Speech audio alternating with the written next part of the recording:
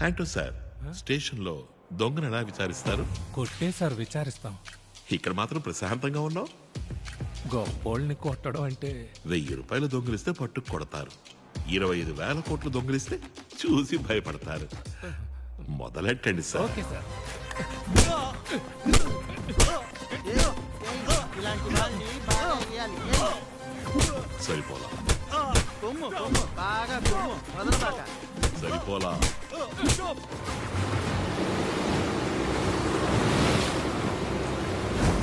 త్వరగా ఇంటర్నేషనల్ వాటర్లోకి పెడితే తప్పించుకోవచ్చు.